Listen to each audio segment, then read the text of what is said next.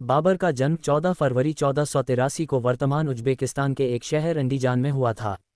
वह अपने पिता की ओर से तैमूर और अपनी माता की ओर से चंगेज खान का वंशज था। यहाँ बाबर के जीवन और पहले मुगल राजा बनने की उसकी यात्रा का संक्षिप्त अवलोकन दिया गया है। प्रारंभिक जीवन और सिंहासन पर चढ़ना। बाबर का प्रारंभिक जीवन मध्य एशिया के क्षेत्र में सत्ता के लिए संघर्षों से चिन्हित था। वह अपने पिता की मृत्यु के बाद कम उम्र में ही फरगना का शासक बन गया। हालांकि उन्हें अन्य स्थानीय शासकों से चुनौतियों का सामना करना पड़ा और अक्सर संघर्ष की स्थिति में रहना पड़ा। समरकंद का निर्वासन और पुनर्ग्रहण। उज़्बेक सेना द्वारा अपने पैतृक शहर समरकंद से बाहर निकाले जाने के बाद बाबर निर्वासन में चला गया।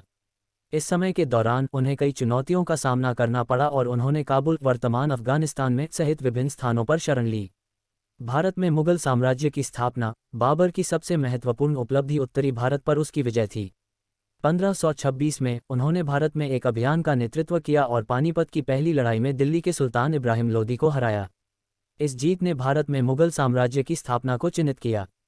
4. तारानकन विजय और विस्तार। तारानकन बाबर ने भारत में अपनी विजय जारी रखी, उत्तर और उत्तर पश्चिम क्षेत्रों में क्षेत्रों को सुरक्षित किया। उन्हें स्थानीय शासकों से विभिन्न चुनौतियों का सामना करना पड़ा, लेकिन वह अपने साम्राज्य का विस्तार करने में सफल रहे। 5. विरासत और मृत्यु। बाबर न केवल एक कुशल सैन्य कमांडर था बल्कि एक सुसंस्कृत और कलात्मक शासक भी था। वह अपनी साहित्यिक प्रतिभा और कविता के प्रति प्रेम के लिए जाने जाते थे।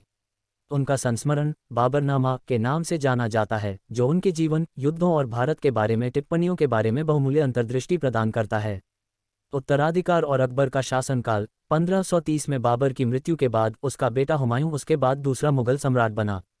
हुमायूं को कई चुनौतियों का सामना करना पड़ा और उन्हें कुछ समय के लिए निर्वासित किया गया, लेकिन अंततः उन्होंने सफरीद बलों की मदद से सिंहासन हासिल कर लिया। हुमायूं का पुत्र अकबर बाद में सबसे प्रसिद्ध मुगल सम्राटों में से एक बन गया, जिसने साम्राज्य का और विस्तार किया और उसे मजबूत किया। बाबर के शासनकाल में भारत में मुगल वंश की शुरुआत हुई, जिसने सदियों तक देश के इतिहास को आकार दिया।